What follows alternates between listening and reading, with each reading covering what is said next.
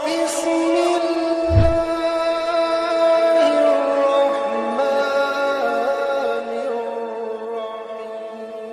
اور ایک بزرگ تھے، ساتھی فوت ہو گئے، تو ان کا بیٹا پی آئی میں کیپٹن تھا، جہاز اڑاتا تھا۔ تو انہوں نے کہا بیٹا نماز پڑھ لیا کر۔ کہا ابا فرصت نہیں ملتی، بہت کام ہوتا۔ کہا اچھا چلو نماز کے وقت ایک آدمی کو دعوت دے دیا کر، 5 نمازیں ہیں، 5 دفعہ دعوت دے دیا کر۔ وہ کہنے لگا میں دعوت دوں؟ خود تو میں پڑھتا نہیں، دوسرے کو کیسے دعوت دوں؟ کہا بیٹا ایک تو میری مان لے، نماز کا انکار کیا تو یہ تو مان لے کہ چلو کسی کو کہہ دیا کر کہ بھائی نماز پڑھا کرو۔ کہ چلو یہ تو آسان ہے، میں کہہ دوں گا۔ تو اس نے اپنے ابا کی بات مان لی، ہر نماز پہ 1-2 کو کہہ دیتا بھائی نماز پڑھا کرو۔ اس کے والد فوج میں جرنیل تھے، یہ کیپٹن تھا، دونوں کی ملاقات نہیں ہوئی۔ 6 مہینے بعد باپ بیٹا کی ملاقات ہوئی تو دیکھا تو کپتان صاحب کی داڑھی بھی اور ماتھے پہ محراب بھی۔ میں نے کہا بیٹا یہ کیا ہوا؟ کہا آپ نے مجھے پھنسا دیا۔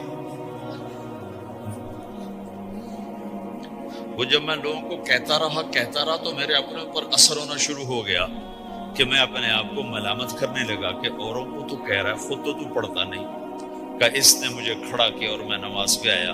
پھر ایک دن شیو کرنے لگا، شیشے میں کھڑا دیکھ رہا تھا، تو میں نے کہا جب اللہ کو سجدہ کر رہا ہوں تو چہرے پہ نبی کی سنت بھی ہونی چاہیے۔ تو میں نے سیفٹی بھی پھینک دی، داڑھی بھی رکھ لی۔ تو تبلیغ کا کام کرتے رہنا، ہم فرشتے نہیں بن سکتے۔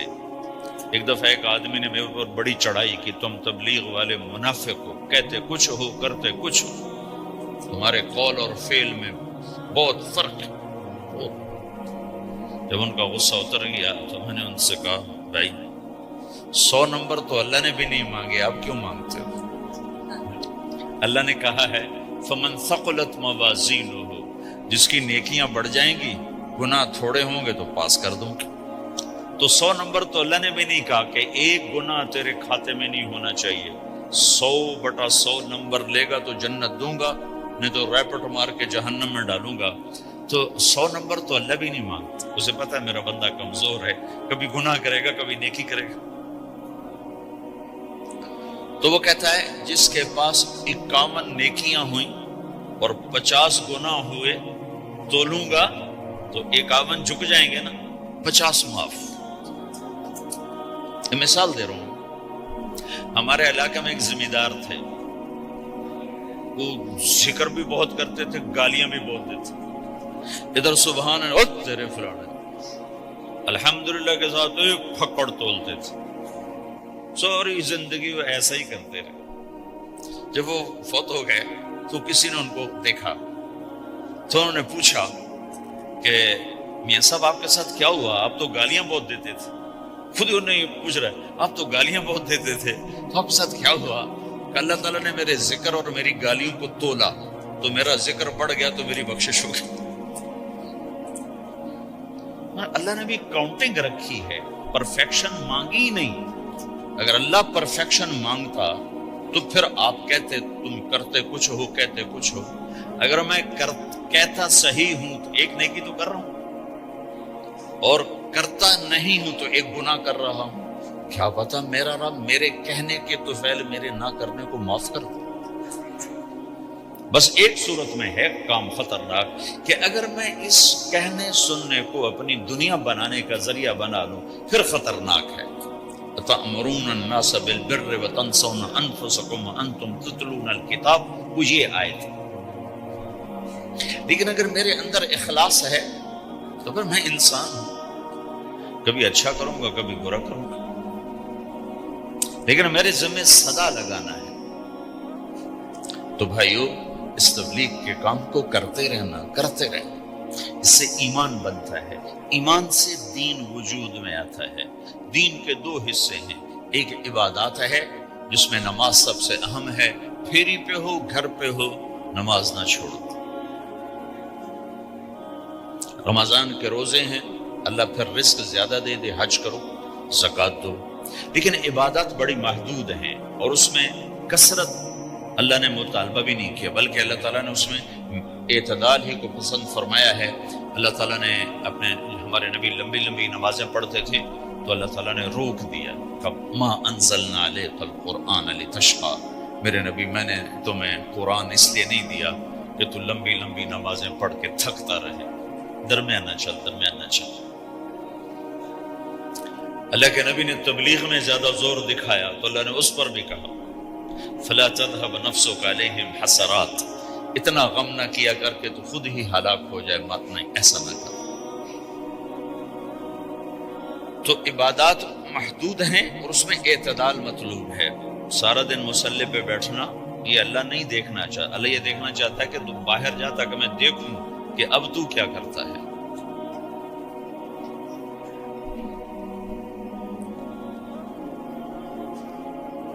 دوسرا حصہ اس کا اخلاقیات ہے، آپس کی معاشرت ہے۔ دین جو اثر انداز ہوتا ہے وہ معاشرت سے اثر انداز ہوتا ہے، عبادت سے نہیں، عبادات سے نہیں۔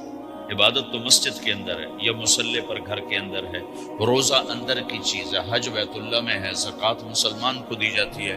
تو دنیا میں دین پھیلنے کے لیے اور اپنوں کو دین کے قریب کرنے کے لیے جو سب سے بڑا عمل ہے وہ بھائیو اچھے اخلاق ہے۔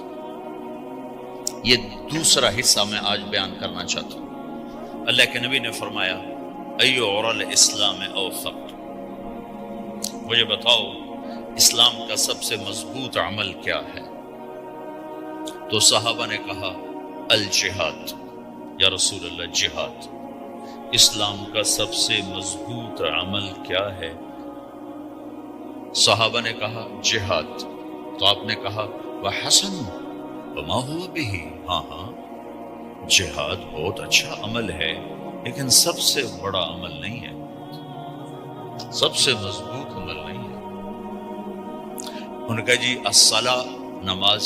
تو آپ نے کہا ہاں وحسنۃ وما هي بها، نماز بھی بہت اچھی چیز ہے لیکن وہ نہیں جو میں پوچھ رہا ہوں، سب سے اعلیٰ، سب سے اوپر، سب سے مضبوط نہیں۔ انہوں نے کہا جی الحج، حج۔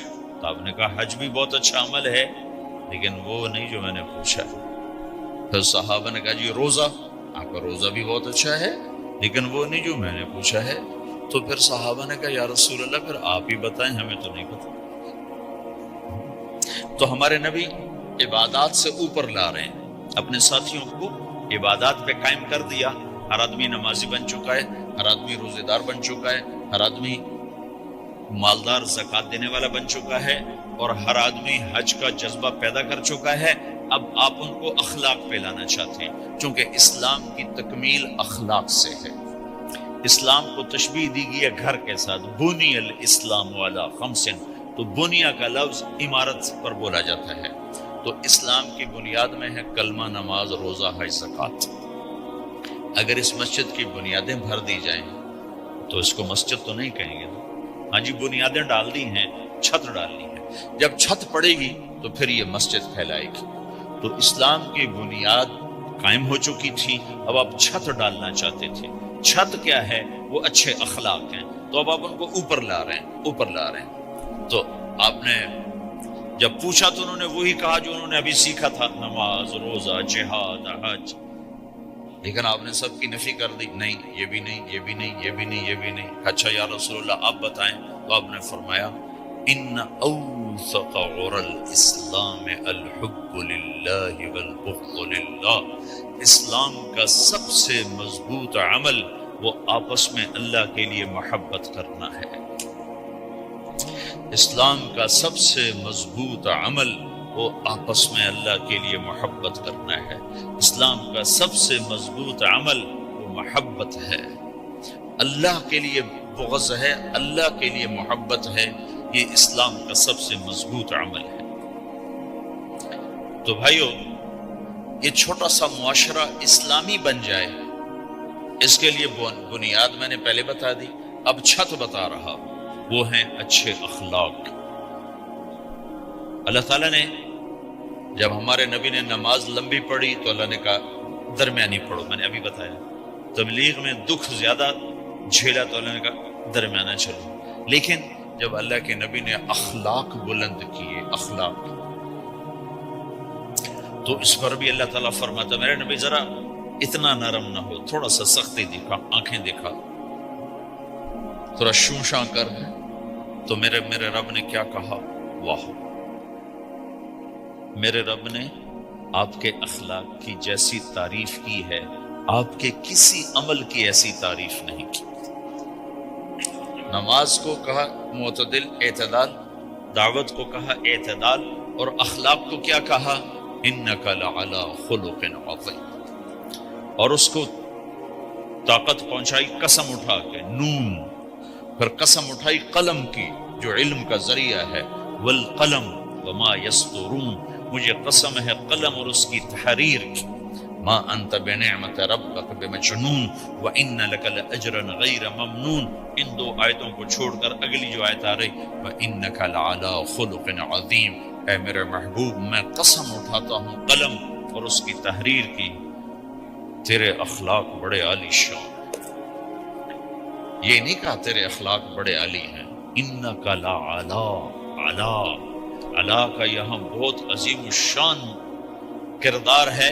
علا یہ بتا رہا ہے کہ اے میرے نبی، جتنے اخلاق تصور کیے جا سکتے ہیں وہ سب تیرے تابع ہو چکے ہیں، اور تو ان پہ سوار ہو چکا ہے، تو ان پہ چھا چکا ہے۔ علا چھا جانے کے لیے ہوتا ہے کہ تمام اخلاق تیرے غلام ہو چکے ہیں۔ ایک دفعہ آپ نے فرمایا اچھے اخلاق 360 قسم، 360 قسم، 360 صفات کا مجموعہ اچھے اخلاق۔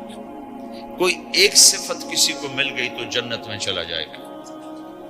تو ابو بکر رضی اللہ عنہ سامنے بیٹھے تھے، کہنے گے یا رسول اللہ افی منہا شیء، ان 360 میں کوئی میرے اندر بھی کچھ ہے؟ تو آپ نے کہا تیرے اندر سارے کا سارا، کوئی کمی کوئی پورے۔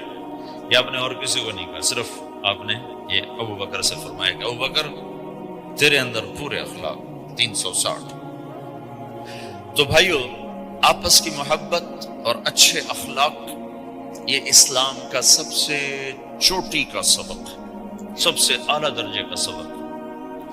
اب ایک حدیث میں جو حدیث جبریل کہلاتی ہے، وہ انسانی شکل میں آ کر پوچھتے ہیں یا رسول اللہ اسلام کیا ہے؟ تو آپ کہتے ہیں کلمہ، نماز، روزہ، حج، زکوٰۃ، یہ اسلام۔ یہی سوال اب آخری حج کا موقع آ چکا ہے، اب اسلام 9 سال آگے، 10 سال آگے جا چکا ہے اور اس کی شکل مکمل ہو چکی ہے۔ تو عمر بن عبسہ رضی اللہ تعالیٰ عنہ یہ آخری حج کے موقع پر آپ سے ملتے ہیں اور آ کر یہ آپ سے پوچھتے ہیں یا رسول اللہ مل اسلام؟ سوال ایک ہے، مل اسلام۔ شروع میں مدینے کے داخلے کے شروع میں جبریل انسانی شکل میں آتے ہیں اور کہتے ہیں مل اسلام، اسلام کیا ہے؟ تو آپ کہتے ہیں کلمہ، نماز، روزہ، حج، زکوٰۃ۔ اب یہی سوال 10 سال کے بعد یا 9 سال کے بعد عمر بن عبسہ کہتے ہیں یا رسول اللہ مل اسلام، اسلام کیا ہے؟ تو اب جواب سنو، آپ نے فرمایا اطعام الطعام وطیب الکلام، میٹھا بول بولنا اور کھانا کھلانا۔ کسی سے میٹھا بول بولنا کتنا عظیم ہے میرے نبی کی، میرے اللہ کی بارگاہ میں، کہ آپ نے فرمایا ابتسامک فی وجہ اخیک صدقہ، تو اگر کسی مسلمان کو ہنس کے مل لے تو یہ بھی تیرے لیے صدقے کا ثواب، صدقہ لکھا جائے گا۔ جبریل کہتے ہیں یا رسول اللہ مل ایمان، ایمان کیا ہے؟ تو آپ فرماتے ہیں اللہ کو ماننا، فرشتوں کو ماننا، نبیوں کو ماننا، کتابوں کو ماننا، تقدیر کو ماننا، موت کے بعد کی زندگی کا اقرار کرنا، ان تؤمن باللہ وملائکتہ وکتبہ ورسلہ وبالبعث بعد الموت، یہ ہے ابتدائی جواب۔ اب یہی سوال عمر بن عبسہ کرتے ہیں 9 سال کے بعد، یا رسول اللہ مل ایمان، ایمان کیا ہے؟ تو آپ نے فرمایا الصبر والسماحہ، صبر کرنا، معاف کرنا۔ سوال ایک ہے، جواب 2 ہیں، کیوں کہ جگہ اور نوعیت بدل چکی ہے۔ ابتدائے اسلام ہے تو عبادات بتائی جا رہی ہیں، انتہائی اسلام ہے تو اخلاق بتائے جا رہے ہیں کہ اے عمر، ایمان کیا ہے؟ صبر کرنا، معاف کرنا۔ صبر کرنا، معاف کرنا۔ تو بھائیو، جو ہمارا معاشرہ بنے گا اسلامی، گھر میں باہر، وہ بنے گا